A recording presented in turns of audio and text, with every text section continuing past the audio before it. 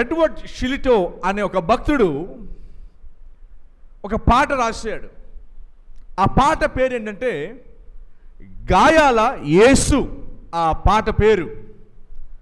అందులో ఒక చరణము ఈ రీతిగా రాయబడి ఉంది: ఇతర దేవుళ్ళు బలిష్ఠులు, కానీ నీవు బలహీనుడివి. వారు గెలుపు స్వారీ చేస్తూ సింహాసనం మీదకి ఎక్కారు, కానీ నువ్వేమో తడబడుతూ తట్టుకుని నిలబడుతూ సిలువను అధిరోహించావు. ఏ దేవుడు గాయాలు పొందాడు? ఒక్క నీవు తప్ప. అందుకే మా గాయాలతో మాట్లాడగలిగేది ఒక్క నీ గాయాలు మాత్రమే కదా అని రాశాడు. ఎవరు గాయాలు పొందారు? ఏ దేవుడు మీకోసం గాయాలు పొందాడు? ఒక్క నీవు తప్ప. అందుకే మా గాయాలతో మాట్లాడగలిగేది ఒక్క నీ గాయాలు మాత్రమే కదా అని రాశాడు. మరి కొంతమంది తెలియని వారు, అజ్ఞానులు ఏమనంటూ ఉన్నారంటే, యేసు ప్రభు 3 మేకులు పీక్కోలేకపోయాడా? ఆయన ఎలా చనిపోయాడేంటి అని కొంతమంది అజ్ఞానులు మాట్లాడుతూ ఉన్నారు. గమనించండి, చనిపోయిన యేసు ప్రభుని కాదు మనం విశ్వసించేది. చనిపోయి తిరిగి లేచిన యేసు ప్రభుని మనం విశ్వసిస్తూ ఉన్నాం. వారు అనుకున్నట్టుగా కేవలము గాయాలతో రక్తం కారుతో చనిపోయిన ప్రభుని కాదు మనం విశ్వసిస్తుంది.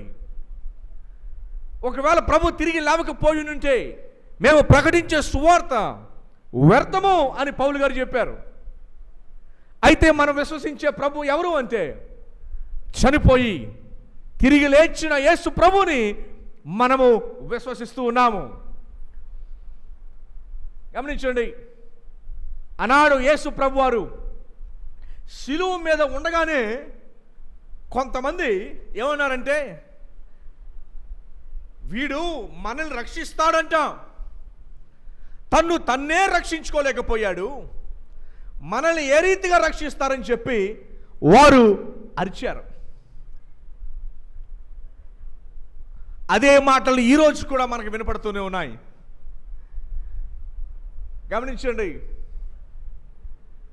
ఒకవేళ మనుషులు గనక స్క్రిప్ట్ రాయాల్సి వస్తే వాళ్ళు ఏమని స్క్రిప్ట్ రాస్తారు అంటే, ఆ కింద వారు కేకలు వేసి రా దిగిరా అని దొంగ కూడా ఎడమ వైపు ఉన్న దొంగ ఎలాగైతే నిన్ను నువ్వు రక్షించుకొని నన్ను కూడా రక్షించు అని ఎలాగైతే అన్నాడో, అదే మనుషులు, అదే స్వభావం కలిగిన మనుషులు ఈరోజు కూడా ఏమంటున్నారంటే, మేకులు పీక్కోలేక ఆ చనిపోయిన యేసున మీరు పూజిస్తూ ఉన్నది.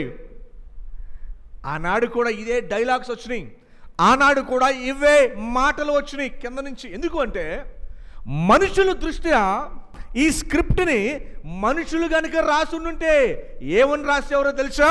మనుషులు కనుక రాసుంటే వాళ్ళు ఏమని రాస్తారు అంటే, ఇదిగో సిలువ వేసిన యూదుల్ని, రోమీలని ఈ ప్రభు సిలువ మీద నుంచి వచ్చి వారందరినీ కూడా చంపివేసి వారందరినీ సంహరించి ఇదిగో నేను అని రుజువు చేసుకుంటాడు అని మనుషులు రాస్తారు స్క్రిప్టు. కానీ దేవుని రాసిన స్క్రిప్ట్ ఎలా ఉంటుంది అంటే, లేదు చనిపోకుండా వచ్చి చంపడం గొప్ప కాదు, చనిపోయి తిరిగి లేచి 3వ దినమున అందరినీ రక్షించడము గొప్పతనం. గమనించండి, అట్టి ప్రభుని మనం విశ్వసిస్తున్నాము. యేసు ప్రభు వారు మన నిజమైన పస్కా అయి ఉన్నాడు. గమనించండి, ప్రతి ఆదివారము రొట్టెలో చేయవేస్తూ ఉన్నాము. ప్రతి ఆదివారం కూడా యేసు ప్రభు వారు మన నిజమైన పస్కా అయి ఉన్నారు. ఆనాడు ఇశ్రాయేలీలు పస్కా పండుగ జ్ఞాపకం చేసుకుని ఉన్నారు. ఎవరి గుమ్మం మీద అయితే రక్తం ఉంటుందో ఆ గుమ్మం, ఆ ఇంట్లో ఉన్న ప్రతి ఒక్కరు కూడా సజీవంగా ఉన్నట్టు యేసు ప్రభు వారు మన నిజమైన పస్కా. ఆ రొట్టె యేసు ప్రభు వారు ఆ రొట్టె భుజిస్తున్నప్పుడు నేనే కదా ఈ పస్కా అని ఆలోచించుకుంటూ ఆ రొట్టెను ఎలా తయారు చేసేవారంటే, ప్రతి ఆదివారం మనం పాల్గొనే రొట్టె, ఆ రొట్టె చాలా గట్టిగా, అంటే అది పొంగకుండా గట్టి రొట్టెను వారు తయారు చేసేవారు. ఎందుకు రొట్టె గట్టిగా ఉండాలి అంటే 430 సంవత్సరాలు ఐగుప్తులో ఇశ్రాయేలులు పడ్డ కష్టము, బాధ అంతటినీ కూడా జ్ఞాపకం చేస్తుంది ఆ గట్టె రొట్టె. అందుకనే మనం భుజించే రొట్టె గట్టిగా ఉంటుంది. అంత మాత్రమే కాదు, ఆ రొట్టె మీద చారలు, గీతలు ఉంటాయి. గోడకి చూడండి బేట్లు వస్తాయి, ఎయిర్ క్రాక్స్ అని అంటాం. ఎలాగైతే గోడకి బేట్లు వస్తాయో మనం భుజించే ఆ రొట్టెకు ఆ రొట్టె విరిచి మనం ఇస్తూ ఉన్నాం.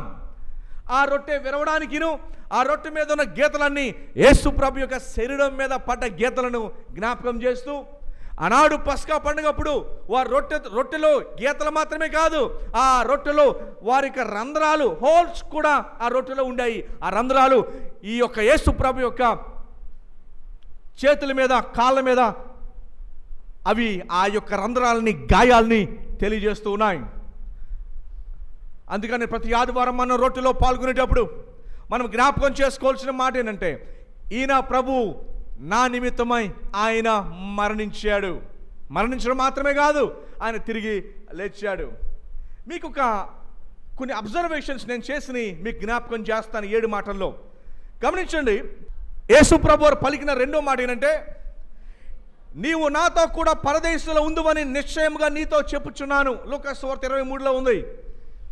ఇందులో చాలా అద్భుతమైన విషయం ఇక్కడ దాగి ఉందండి. మనం అందరం కూడా చాలా నేర్చుకొని గమనించాల్సిన విషయం, వండర్ఫుల్ విషయం ఇక్కడ గమనించండి. యేసు ప్రభుని ఎందుకు సిలువ వేశారు? యేసు ప్రభు వారిని సిలువ వేసినప్పుడు తల మీద ఏమని పెట్టారు? చెక్క ముక్క. నజరేయుడైన యేసు యూదుల రాజు అని చెప్పి బోర్డు పెట్టారు. పిలాతు కూడా అడిగాడు, నువ్వు రాజువేనా? ప్రభు ఏమన్నారు? నువ్వు అన్నట్టే. అయితే నీ సైన్యమేది? యేసు ప్రభుని సిలువేయడం గల కారణం ఏంటంటే, రోమీలు ఇది కూడా ఆలోచించారు. ఇదేంటిది, ఈయన రాజు అని చెప్పుకుంటున్నాడు, జన సమూహము ఈయన వెనకాల వస్తూ ఉన్నాయి, ఈయనను మనం ఉంచకూడదు, ఈయనను మనం చంపివేసేయాలి. అంత మాత్రమే కాదు, కింద కూర్చున్నవారు అందరూ కూడా యేసు ప్రభుని హేళన చేస్తున్నారు. అప్పటికే శాస్త్రులు, పరిసలు ఏమన్నారు అంటే, ఈయన మనల్ని రక్షిస్తాడంట. వారి దృష్టిలో ఏ రక్షణ ఉంది? రాజుగా హేరోదుని, కైసరుని చంపివేసి ఆయన సింహాసనం మీద కూర్చొని మమ్మల్ని అందరినీ విడుదల చేస్తాడు ఈ బానిసత్వంలో నుంచి అన్న దృష్టితో వీళ్ళందరూ ఆయన మీద సనుక్కుంటూ ఆయన అపహాస్యం చేస్తున్నారు. ఏమని అంటే, ఈయన రాజు అంట, మమ్మల్ని విడుదల చేస్తాడంట. ఇప్పుడు చూడండి ఈయన పరిస్థితి ఏమైందో అని చెప్పి హేళన చేస్తున్నారు. అర్థమైందని మీకు? వాళ్ళందరూ కిచ్చోని కింద ఏం చేస్తున్నారు? నుంచొని ప్రభు వారిని హేళన చేస్తున్నారు, అవమానపరుస్తున్నారు, మాట్లాడుతూ ఉన్నారు. ఈయన రాజా, ఈయన రాజా, చూసారా ఈ రాజు పరిస్థితి ఏమైపోయిందో అన్న సమయంలో కుడివైపున దొంగ ఒక మాట అన్నాడండి. ఏమన్నాడు తెలుసా? ప్రభువా, నువ్వు నీ రాజ్యంతో వచ్చినప్పుడు నన్ను జ్ఞాపకము చేసుకో అని అన్నాడు.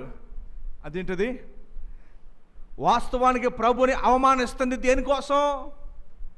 ఈయన రాజు అంట, ఈయన రాజ్యంతో వస్తాడంట. ఈయన ఇప్పుడు చనిపోయాడు, ఈయనకి రాజు ఎక్కడది? ఈయన రాజ్యం ఎక్కడా? కానీ కింద అవమానిస్తున్న వారికి విరుద్ధంగా, ఆయన సిలువ వేసిన వారికి విరుద్ధంగా, ఎడమవైపు ఉన్న దొంగకి విరుద్ధంగా ఈ కుడివైపు ఉన్న దొంగ అన్న మాట ఏంటో తెలుసా? ప్రభువా, నీ రాజ్యంతో నీవు వచ్చినప్పుడు నన్ను జ్ఞాపకం చేసుకో. అసలు ఆ మాట ఎలా వచ్చింది? రాజు అని పిలువబడుతున్న వ్యక్తి ఏమో చనిపోతుంటే, ఈ చనిపోతున్న వ్యక్తిని అడిగాడు, నీ రాజ్యంతో వచ్చినప్పుడు నన్ను జ్ఞాపకం చేసుకో. అసలు అట్లెట్లా అడుగుతాడు? ఆ రాజు చనిపోతున్నాడు కదా, ఈ చనిపోయే రాజుని ఏమని అడుగుతాడు? కానీ అతను ఏమని అడిగాడు అంటే, అది ఎలాంటి విశ్వాసం అండి? ఆ దొంగకి ఉన్న విశ్వాసము, ఆ కుడివైపు ఉన్న దొంగకి ఎట్లాంటి విశ్వాసం కలిగి ఉన్నాడు? అరే, నన్ను సిలువ వేసిందే నేను రాజు అని చెప్పుకున్నందుకు కదా. అసలు ప్రభుని సిలువ వేసిందే తను రాజు అని చెప్పుకున్నందుకు సిలువ వేస్తే ఈయనేం అడిగాడు అంటే, నీ రాజ్యంతో వచ్చినప్పుడు నన్ను జ్ఞాపకం చేసుకో. ఏమని అడిగాడండి? రాజ్యంతో వచ్చినప్పుడు నన్ను జ్ఞాపకం చేసుకో. ఈయన ఏ స్థితిలో ఉన్నాడు? ప్రభు వారు ఏ స్థితిలో ఉన్నారండి? ఆయన సిలువ మీద చనిపోయే స్థితిలో ఉంటే ఈయన అడిగిన రిక్వెస్ట్ ఏంటంటే, నీ రాజ్యంతో నీవు వచ్చినప్పుడు నన్ను. ప్రభు వారు ఒక మాట అన్నారు, ఇశ్రాయేలీల్లో ఇలాంటి విశ్వాసం ఉండదేమో, కనుగొనలేమేమో అని ప్రభు అంటే, బహుశా ఈ వ్యక్తిని చూసినప్పుడు ఏమండి ప్రభుని ఎప్పుడు అడుగుతాం మనం? ఆయన ఘనమైన ప్రదేశంలో దేవా నన్ను రక్షించని మనం అడుగుతాం. ఈయన ఎప్పుడు అడిగాడు? నీ రాజ్యంతో వచ్చినప్పుడు నన్ను జ్ఞాపకం చేసుకోమని. ఆయన శిలువ మీద చనిపోతుండగా అప్పుడు అడిగాడు. అంటే ఈయన అంత వేల మందిలో ప్రభు స్థితిని చూసి మరి నమ్మింది ఎవరంటే ఈయన ఒక్కడే, శిలువ మీద దొంగ. ఆఫ్ కోర్స్ శతాధిపతి విశ్వసించాడు, అరిమతయి యోసేపు విశ్వసించాడు, కానీ శిలువ మీద దొంగ ఇవన్నీ చూస్తూ కూడా అడిగాడు ప్రభుని. వాళ్ళిద్దరు చూసి నమ్మారు, ఇతను అడిగి నమ్మాడు. అడిగాడు, ప్రభువా నీ రాజ్యంతో వచ్చినప్పుడు. ఈయన రాజు అని చెప్పుకున్నందుకే సిలువ వేస్తే ఈయన అడిగిన మాట అంటే, నీ రాజ్యంతో వచ్చినప్పుడు నన్ను. అందుకని యేసు ప్రభువారు బహుశా ఈయన ఒక్క వ్యక్తికే బాప్తిసం లేకుండా రక్షణ పొందింది. ఈ ఒక్క వ్యక్తికే బాప్తిసం లేకుండా రక్షణ పొందాడు. ప్రభు వెంటనే ఇమ్మీడియట్గా చెప్పిన మాట ఏంటంటే, నేడు నీవు నాతో పాటు పరదేశులో నిశ్చయముగా నాతో పాటు నువ్వు ఉంటావని ప్రభు సెలవిచ్చాడు. ఏమండి, ఎంత గొప్ప విశ్వాసం అని కలిగి ఉన్నాడు చూడండి. ఇది మనకు ఏం నేర్పిస్తుందో తెలుసా? మన పరిస్థితులు ఎలా ఉన్నా కానీ, మన పరిస్థితులు తారుమారైనా కానీ, ఈ యొక్క కుడివైపున్న దొంగ కలిగిన విశ్వాసము మనం కలిగి ఉండాలి. అది ఏంటంటే, ప్రభువా నన్ను జ్ఞాపకం చేసుకోండి, ప్రభువా నన్ను జ్ఞాపకం చేసుకోండి. ఇదే ప్రభుని మనం అడగాల్సిన మాట. ఎంత గొప్ప విషయం అండి, ఎంత గొప్ప విషయమో. ఏమండి, తర్వాత యేసు ప్రభు యొక్క శారీరక మరణము ఒకవైపు అయితే, అంతకు మించింది ఆయన తండ్రికి దూరమైనందుకు ఆయన పడ్డ వేదన, బాధ. అందుకని ఈ మాట 22వ కీర్తనలో జ్ఞాపకం చేసుకుంటాం. సిలువ మీద మరి 4వ మాటగా మనం జ్ఞాపకం చేసుకుంటాం. నా దేవా నా దేవా నీవెందుకు నా చెయ్యి విడిచితివి. యేసు ప్రభు వారికి శారీరక శ్రమ ఎంత ఘోరమైందో, అదేవిధంగా ఆయన యొక్క ఆత్మీయ ఎడబాటు తండ్రి దగ్గర నుంచి అంతే దూరము. దయచేసి గమనించండి, ఇక్కడ దేవుడు చనిపోలా. యేసు ప్రభు వారు భూమి మీద ఉన్నప్పుడు పూర్తి మానవుడు, పూర్తి దేవుడిగా ఉన్నాడు. పూర్తి మానవుడు, పూర్తి దేవుడిగా ఉన్నాడు. అక్కడ చనిపోయింది శరీరాన్ని ధరించిన ప్రభువారు. దైవత్వం కాదు, ఎడబాటు వచ్చింది దైవత్వానికి కాదు, ఎడబాటు వచ్చింది ఆయన యొక్క శరీరానికి. ఎందుకంటే యోహాను 1:14 మనం చదువుతాం, ఆయన శరీరధారి అయి సత్య సంపూర్ణుడిగా మన మధ్య నివసించెను. సో దైవం కాదు చనిపోయింది, నరావతారాన్ని ఎత్తిన దైవము ఆయన ప్రాణాన్ని పెట్టినట్టుగా మనము చూస్తూ ఉన్నాము. తర్వాత యేసు ప్రభు యొక్క శరీర శ్రమ, బహుశా అది మనకి బాగా తెలుసు. ఏమండి, యేసు ప్రభు యొక్క శరీర శ్రమ అది బాగా తెలుసు. జనరల్గా మనం, మీలో ఎవరైనా సరే రోడ్డు మీద నడుచుకుంటూ వెళ్తున్నారనుకోండి, మీరు అలా రోడ్డు ఇలా ఒక ఆయన నుంచున్నాడు, మీరు ఎలా రోడ్డు మీద నడుచుకుంటూ వెళ్తున్నారు. మీరు నడుచుకుంటూ వెళ్తుంటే ఎవరైనా ఉమ్ము రోడ్డు మీద వేసారనుకోండి, అలాగా మీరు ఎంత అసహించుకుంటారు. ఉమ్ము రోడ్డు మీద వేయడం చూస్తేనే కంపరం వచ్చి తిట్టుకొని చి అని చెప్పి పక్కన చేరిపోతారు. దానికే మనకంత కంపరం వచ్చేస్తుంది, దానికే మనకంత చిరాకు వచ్చేస్తుంది. అలాంటిది యేసు ప్రభు వారి మీద కోపంతోనూ ద్వేషంతోనూ ఆయన మీద ఖండ్రించి ఒకసారి కాదు, ఒకరు కాదు, అనేక మంది ఆయన మీద ఉమ్ము వేసినట్టుగా మనము చూస్తూ ఉన్నాము. అనేక మంది అనేక సార్లు దారి పొడుగున ఉమ్ము వేసినట్టుగా మనం చూస్తూ ఉన్నాం. ఇది మనకి ఏం నేర్పిస్తుందో తెలుసండి? యేసుప్రభుని చూసి బాధ పెట్టడం మంచిదే, ఓకే, కరెక్టే, మారతరం కరెక్టే. మార్పు ఎక్కడ మొదలవుతుందో తెలుసా? యేసుప్రభు వారు మీ కొరకు ఉమ్ము వేసుకున్నారు, అది నాకేంటి సంబంధం, మీకేంటి సంబంధం తెలియాలంటే మాట ఆలకించండి. ఇతరులు మీ మీద చెడుగా మాట్లాడినప్పుడు, ఇతరులు వింటున్నారా? ఇతరులు మీ మీద చెడుగా మాట్లాడినప్పుడు, ఇతరులు మిమ్మల్ని దూషించినప్పుడు నువ్వు తిరిగి దూషించకుండా వారిని క్షమించటము సిలువలో నువ్వు నేర్చుకోవాల్సిన అనుభవం. అర్థమవుతుందండి? ఉమ్ము వేశారు, బాధపడుతూ ఉన్నాము, అయ్యో అంటున్నాము. తర్వాత ఏంటి? ఆ తర్వాత ఏంటో తెలుసా? ఇప్పుడు మనం మారాలి. మనం ఏం మారాలో తెలుసా? ఏమండి, కేవలము సిలువను చూసి బాధపడి వదిలేస్తే ఆయన సిలువకు అర్హులం కాము మనము. బాగా గమనించండి. సిలువను చూసి బాధపడి అయ్యో అని విడిచిపెట్టేసేవారు కాదు క్రైస్తవులు. క్రైస్తవులు ఎవరో తెలుసా? సిలువను చూచి అది నేర్చుకునేవారు విశ్వాసులు. అట్టివారిదే ప్రభు మొదటి మాటలో మనం చూస్తాం, తండ్రి వీరేమి చేయించున్నారు, వీరు ఎరిగిన వీరిని క్షమించండి అని ప్రభు అన్నప్పుడు ఆ క్షమా గుణము మనలో లేకపోతే, ఆయన ఉమ్ము వేసుకున్నట్టు మనం మాటలు పడినప్పుడు నువ్వు దాన్ని భరించుకోలేక తిరిగి అనేస్తే ఇంకా సిలువ దగ్గర నుంచి సిలువకి మనకి ఏ సంబంధం ఉంది? ఎందుకంటే మనం మాట అనగానే తిరిగి అనేయడము మన నైజము. కానీ సిలువ నేర్పించే నైజం ఏంటో తెలుసా? మాట అనగానే నీ శత్రువుని సైతము ప్రేమించమని ప్రభు చెప్తున్నాడు. ప్రభులో ఉన్న గొప్ప విషయం ఏంటో తెలుసండి? ఆయన బోధించాడు, జీవించాడు.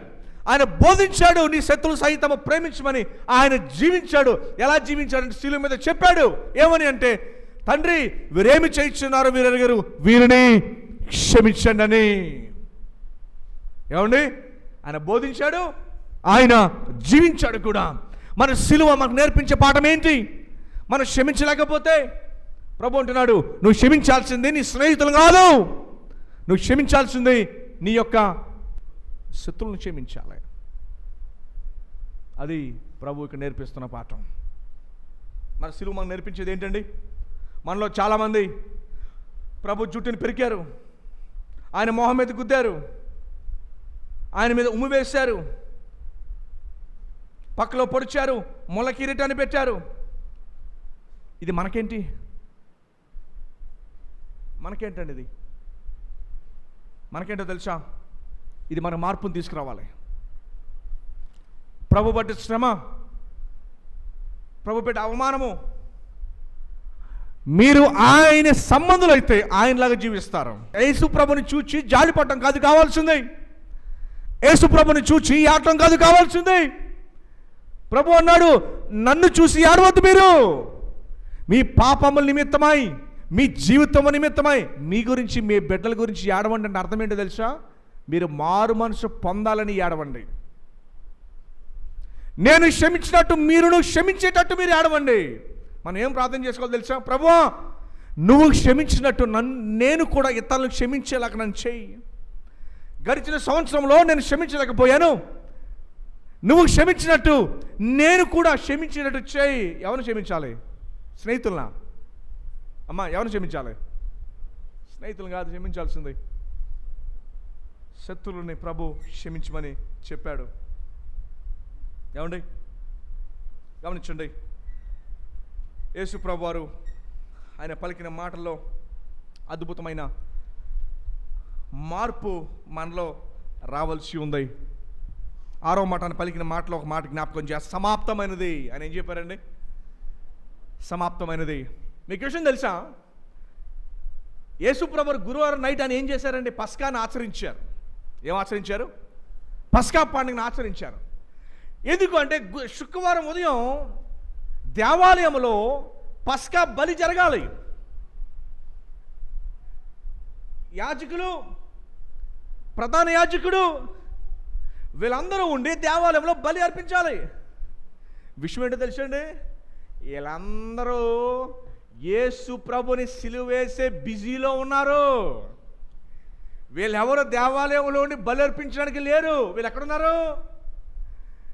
పిలాతు దగ్గరికి, హేరోదు దగ్గరికి, పిలాతు దగ్గరికి, హేరోదు దగ్గరికి. వీళ్ళందరూ తిరుగుతున్నారు. యేసు ప్రభు వారి గొప్ప ప్రణాళిక ఏంటో తెలుసా? వీళ్ళతోనే ఆ బలి అర్పించాడు. ఆ బలి అర్పించి ఆ తెరను పైనుంచి కిందకి ఎందుకు చీల్చాడంటే, ఇక మీద మధ్యవర్తి యాజకులు లేరు, మన మధ్యవర్తి ఒక్కడే, క్రీస్తు. అందుకనే యేసు ప్రభుని ఎక్కడ చూసినా, ప్రపంచంలో ఎవరు చూసినా చూసేది ఒకే ఒక చోట. ఎక్కడండి? శిలువ మీద. అందుకని భక్తుడి పాట రాశాడు, ఏ దేవుడు గాయాలు పొందాడు? ఒక నీవు తప్ప. అందుకే మా గాయాలతో మాట్లాడగలిగేది ఒక్క నీ గాయాలు మాత్రమే. ప్రపంచంలో మరి ఎవరి దేవుడు దేవతల ఫోటోలు ఆ రీతి కనపడం, గాయాలతో కనపడం. ఒకే ఒక వ్యక్తి ఫోటో గాయాలతో కనపడుతుంది. ఏమండి? ఓ భక్తుడు రాస్తూ అన్నాడు, ప్రభువా నన్ను క్షమించండి, మన్నించండి. నా కంట్లో కన్నీరు లేక, కన్నీరు కార్చకుండా గెత్సేమనే గురించి నేను చదివేటప్పుడు నేను కన్నీరు కార్చకుండా చదివినందుకు నన్ను మన్నించండి, నన్ను క్షమించండి అని రాశాడు. గెత్సేమనే తోట అనుభవాన్ని చదువుకున్నప్పుడు నా కంట్లోంచి కన్నీరు రానందుకు నన్ను క్షమించండి, నన్ను మన్నించండి అన్నాడు యేసు ప్రభువారు. గెత్సేమనే తోటలో చెమట రక్తంగా మారింది. చెమట ఎలా మారిందండి? బహుశా మీలో ఎవరికో అనుభవం ఉందో లేదో కానీ నాకైతే ఉంది. ఒకసారి నేను 14 గంటలు 2014లో 14 గంటలు విమాన ప్రయాణం చేసిన అంత దూరం ఎప్పుడు చేయలేదు నేను. 14 hours నేను విమాన ప్రయాణం చేసినప్పుడు నేను దిగాను. ఎయిర్పోర్ట్లో బయటికి రాగానే నా ముక్కులోంచి బ్లడ్ వచ్చేస్తుంది. బ్లడ్ వస్తుంటే అప్పుడు నాకు లోపల టిష్యూ పేపర్ అంటే అడ్డు పెట్టుకున్నాను. అయినా కూడా బ్లడ్ ఆగట్లా. తర్వాత నా బ్యాగ్లోంచి ఓపెన్ చేసి ఒక టీషర్ట్ పెట్టుకుని, టీషర్ట్ ఇలా అడ్డు పెట్టుకుంటే దాదాపు ఒక 20 నిమిషాలు ఆ బ్లడ్ వస్తూనే ఉంది. ఎందుకు బ్లడ్ వచ్చిందంటే, ఎప్పుడైనా ఫేసు, బాడీ, చెవులు హై ప్రెషర్ గుండా వెళితే బ్లడ్ బాడీలోంచి వస్తుంది, హై ప్రెషర్ గుండా వెళ్తే. సో అనుభవం నాకుంది. అప్పుడు నేను మా పిన్ని ఇంకా చాలామంది స్నేహితులు అందరం ఉన్నాం అక్కడ. వాళ్ళు నా టీషర్ట్ ఇచ్చి అర్జెంట్గా అడ్డు పెట్టుకొని దాదాపు పావు గంట సేపు ఆ బ్లడ్ వస్తూనే ఉంది. సో యేసుప్రభు వారు చెమట రక్తంగా మారింది ఉట్టిగా రాసింది కాదు. ఎప్పుడైతే మనం మనిషి ప్రెషర్ గుండా వెళితే, ఒత్తిడి గుండా వెళితే ఆ బ్లడ్ వస్తుంది. సో ఆ బ్లడ్ వచ్చిన మాట ఉత్తిన రాసిన మాట కాదు అది. దీనికి సైన్స్ కూడా అవసరంలా, సహజంగా జరిగేది అది. సో యేసుప్రభు వారు ఆయన శిలువ మీద వెళుతుండగా ఆయన ఒక ప్రార్థన చేశారు, తండ్రి ఈ కప్పును నీ చిత్తమైతే నా దగ్గర నుంచి దూరం చేయి, కానీ నా చిత్తం కాదు నీ చిత్తమే అని ప్రార్థన చేశాడు. ఆ కప్పులో ఆయన ఏం మోసాడంటే, మీరు చిన్నప్పటి నుంచి చేసిన ప్రతి దొంగతనానికి రావాల్సిన శిక్ష ఆయన మోసాడు. మీరు చిన్నప్పటి నుంచి ఆడిన ప్రతి భూత మాటలకి శిక్ష ఆయన మోసాడు. మీరు చిన్నప్పటి నుంచి చేసిన ప్రతి చేతులతో చేసిన తప్పులు, కాళ్ళతో చేసిన పాపాలు, ప్రతి ఒక్క దానికి, ఆఖరికి మీ ఆలోచనతో చేసిన పాపాలకి కూడా ఆయన ముళ్ళ కిరీటం పెట్టుకుని మొత్తం బాడీ అంతటిని కూడా పూర్తి రక్తాన్ని ఆయన చిందించేశాడు. పక్కలో బల్లెంతో పొడిచినప్పుడు రక్తము సహా వాటర్ కూడా వచ్చినట్టుగా మనం చదువుతాం. ఒక ఆయన అన్నాడు, ఏదైనా వనంలో ఆదాము పరలోకాన్ని పోగొట్టేస్తే గెత్సెమనే తోటలో యేసు ప్రభు వారు ఆ పరలోకాన్ని మరలా మనకు సంపాదించి పెట్టారు. ఆదాము పక్కలో నుంచి అవ్వ వస్తే యేసు ప్రభు పక్కలో నుంచి, ఆ పక్కలో బల్లెం రక్తంలో నుంచి సంఘం వచ్చింది అన్న భక్తుడు అన్నాడు. ఆయన శిలువ మరణము జ్ఞాపకం చేస్తాను. 7 సార్లు యేసు ప్రభువు రక్తం కార్చుకుంటూ ఆయన గొలగోతా మీద ప్రాణం పెట్టినట్టుగా మనం చూస్తాం. మొదటిసారి ఆయన గెత్సెమనే తోటలో ఆయన రక్తాన్ని కార్చారు. రెండో మారు 39 కొరడా దెబ్బలు ఆయన భరిస్తున్నప్పుడు ఆయన రక్తాన్ని చిందించారు. మూడోసారి ముళ్ళ కిరీటాన్ని ఆయన నెత్తి మీద పెట్టినప్పుడు సుత్తితో దాన్ని సరి చేస్తున్నప్పుడు ఆయన రక్తము చిందించాడు. 4వసారి ఆయన సిలువను ఆ మ్రానును మోసుకెళ్తున్నప్పుడు గొల్గొతాకి దారి పొడిగిన ఆయన రక్తాన్ని కార్చాడు. 5వది చేతుల మీద మేకులు కొట్టినప్పుడు ఆయన రక్తాన్ని కార్చాడు. కాళ్ళకు మేకులు కొట్టినప్పుడు 6వసారి రక్తాన్ని కార్చాడు. 7వసారి చివరగా ప్రక్కలో బల్లెము పొడిచినప్పుడు 7 సార్లు ఆయన రక్తాన్ని కార్చినట్టుగా మనం చూస్తూ ఉన్నాం. చరిత్రను మార్చిన రోజు ఆ రోజు గుడ్ ఫ్రైడే. వాస్తవానికి ప్రపంచంలో మీ ఇంట్లో ఎవరైనా చనిపోతే ఏమంటారు అంటే, ఇది మా కుటుంబానికి చీకటి రోజు అండి, ఇది మాకు బ్లాక్ డే, ఇది మాకు చీకటి రోజు, విలువైన వ్యక్తిని మేము కోల్పోయాము. ప్రపంచంలో ఎవ్వరు ఏ వ్యక్తి దేవుళ్ళని పిలువబడుతున్న వ్యక్తులు సహితము చనిపోతే అది చెడ్డ రోజు. కానీ ప్రపంచంలో ఒకే ఒక వ్యక్తి చనిపోతే అది మంచి రోజు అయింది మనందరికీ. వాస్తవానికి ఎవరైనా చనిపోతే మంచి అవుద్దా చెడవుద్దా? న్యూస్ పేపర్లో ఏమని వేస్తారు, టీవీలో ఏమని వేస్తారు? ఇది దుర్వార్త, బ్యాడ్ న్యూస్. ఎవరన్నా మీకు వాట్సాప్లో మెసేజ్ పెట్టాలంటే బ్యాడ్ న్యూస్, పలానా పాస్టర్ గారు చనిపోయారు, బ్యాడ్ న్యూస్, పలానా పాస్టర్ గారు చంపబడ్డారు, బ్యాడ్ న్యూస్ అని వేస్తారు. కానీ దేవదూత, తండ్రి పంపించిన దేవదూత గబ్రియల్ దేవదూత వచ్చి చెబుతాడు, ఇదిగో ప్రజలందరికీ కలగబోవు మహా సంతోషకరమైన సువర్తమానము అని డిక్లేర్ చేయబడింది. బ్యాడ్ న్యూస్ అని డిక్లేర్ చేయబడినా గుడ్ న్యూస్ అని డిక్లేర్ చేయబడింది. అందుకని ఈ రోజున మనము శుభ శుక్రవారం అని పిలుస్తాము, గుడ్ డే అని పిలుస్తాము. ప్రజలందరికీ కలగబోవు మహా సంతోషకరమైన సువర్తమానము అదేంటంటే, నేడు రక్షకుడు మీ కొరకు పుట్టి ఉన్నాడు. అది ఈరోజు గుడ్ ఫ్రైడే కోసమే ఆయన పుట్టి జన్మించి, ఆయన కేవలము చనిపోయిన రక్షకుని కాదు మనం సేవించేది, చనిపోయి తిరిగి లేచిన రక్షకుని మనం సేవిస్తూ ఉన్నాము. ఎంత గొప్ప ప్రభు మనకున్నాడండి. మన గాయాల్ని అర్థం చేసుకోగలిగిన వ్యక్తి ఉన్నాడు మన కొరకు. ఒక్కోసారి మన కష్టాలు ఉన్నప్పుడు మనం ఏమంటామంటే, నా బాధ ఎవరికి అర్థం అవుతుందండి, నా కష్టం ఎవరికి అర్థమవుతుంది, ఎవరికి చెప్పుకుంటే ఎవరు తీరుస్తారు, ఎవరికి అర్థమవుతుంది? గమనించు, అర్థం చేసుకోలేని ఒకే ఒక వ్యక్తి ఉన్నాడు, ఆ ప్రభువే. ఆయన ఒక్కడే గాయాలు పొందాడు కనుక నీ గాయాల్ని అర్థం చేసుకోగలిగేది ఆ ఒక్క ప్రభు గాయాలు మాత్రమే. ఏమండి, ఆయన గురించి ఇంకో విషయం ఏంటో తెలుసండి. జనరల్గా యేసు ప్రభు వారు సిలువ నుంచి ఒక మాట పలికారు, అమ్మా ఇదిగోని కుమారుడు. ఏమండి, మనం బిజీగా ఉండి కుటుంబాన్ని మర్చిపోతాం. ఏం చేస్తాం? మరి ముఖ్యంగా తల్లిదండ్రులు మర్చిపోతారు.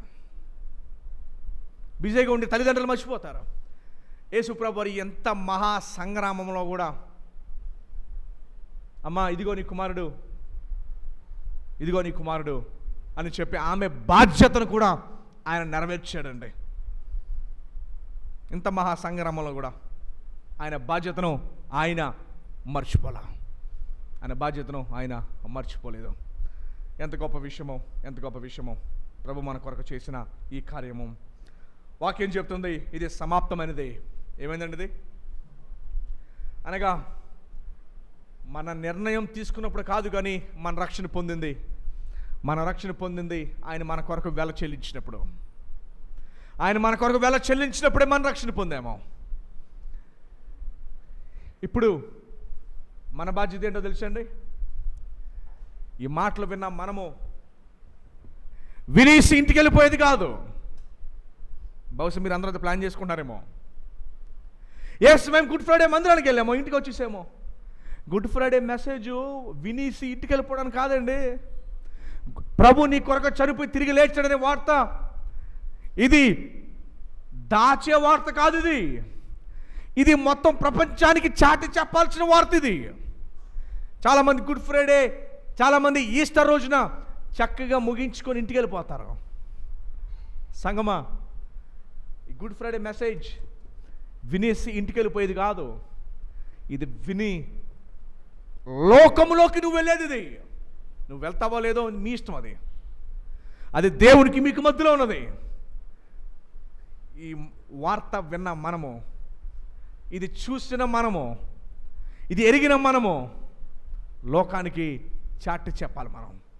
నా ప్రభు చనిపోయాడు, 3వ రోజున ఆయన మరలా తిరిగి లేచాడు కూడా. ఆయన మరలా తిరిగి లేచాడు కూడా. ఏమండి, ఎంత గొప్ప రక్షకుడును మనం కలిగి ఉన్నాం. ఎంత గొప్ప రక్షకుడును మనము కలిగి ఉన్నాం.